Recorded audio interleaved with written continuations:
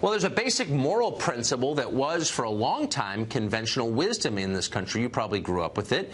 It was this: people deserve to be treated as individuals, judged by their own efforts and their abilities on the things they can control. Attacking people on the basis of their race is wrong. That was the standard, and for a long time, almost everybody in America believed it or claimed to believe it. Not anymore. On the left, it's now acceptable, even encouraged, to attack and discriminate against people solely on the basis of their skin color. Now, you're not supposed to say anything about it, but suddenly it's everywhere.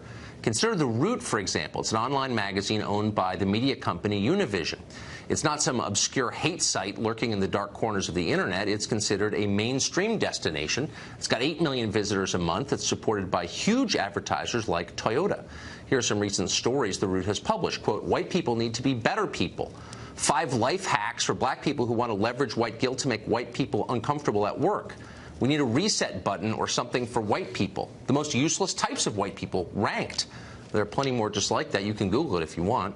The articles have a pretty clear intent to attack and ridicule an entire race for the crime of being born with certain genes.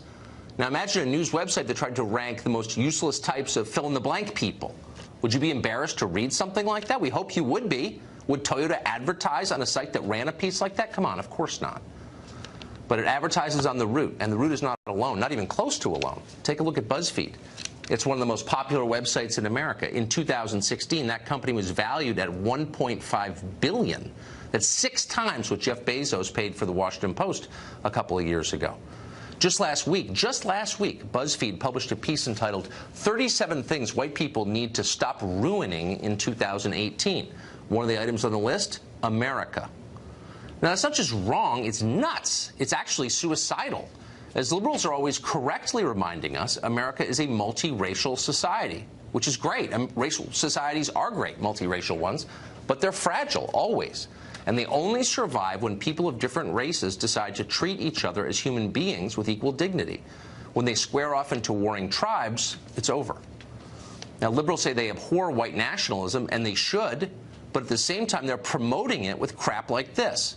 When rich people, liberals pull up Buzzfeed for the latest listicle on why white people are wrecking America or whatever, they're happy to laugh along because they're safe in the knowledge it doesn't actually threaten them. But the joke looks a lot different when you're not rich.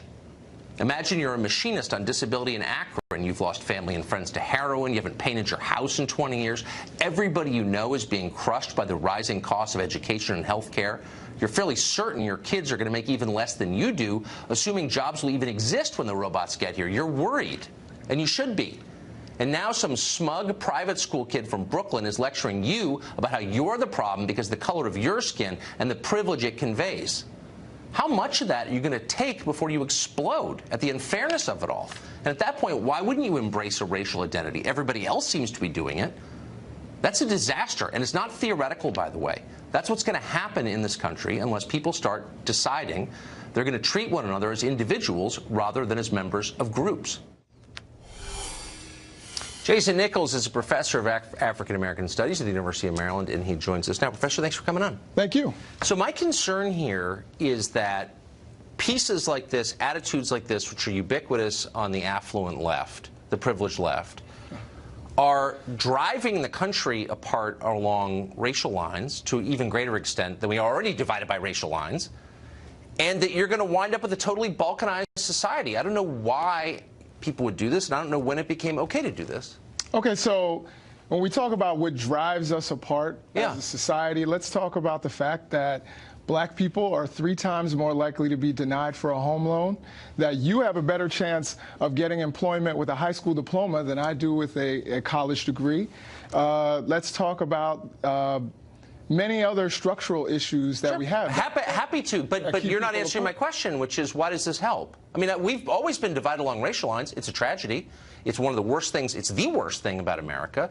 And you don't want it to get worse, which is why you don't attack people on the basis of their race in public.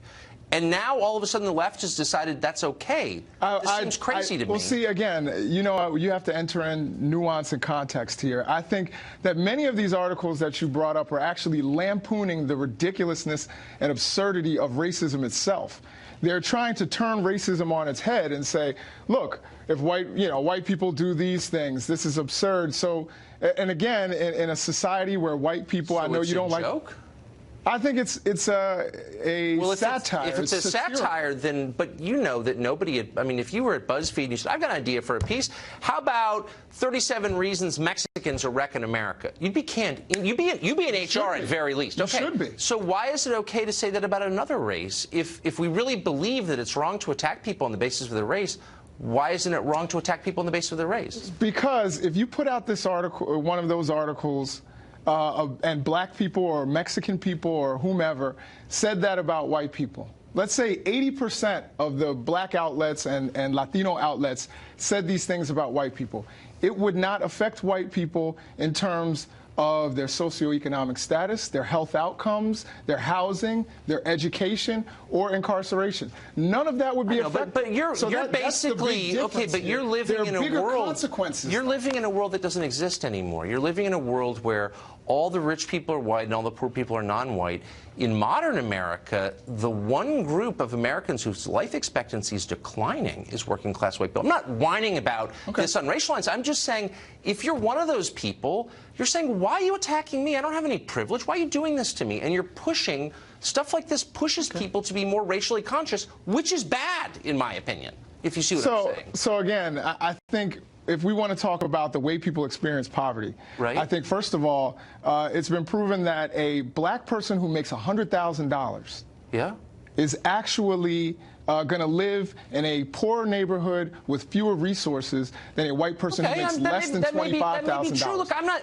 White poverty and black poverty are not equivalent. Okay, but I'm just saying, the life expectancy of working-class white people is in decline. That's true for no other group. I'm not saying they have the toughest road to hoe. I'm just saying it's bad, actually. We all know that. And I would agree. Why are rich private school hipsters from freaking Brooklyn attacking them like they're all living in Palm Beach? Like, why wouldn't that stir resentment? I looked at some of those Buzzfeed articles, and certainly I've looked at the Root articles, and for the most part, they are attacking the wealthy people that move people out of Brooklyn, not the working-class person in Alabama. But you can see why. Look, I think we see why this would lead to resentment. We don't need any more resentment in America from anybody, I would think. Absolutely not. But how about let's just make it super simple and just say, probably a bad idea to make generalizations about people based on their skin color, because it's not the most important thing about people, actually. And again, I think you need to look at these articles. Where in many cases it's not just about race.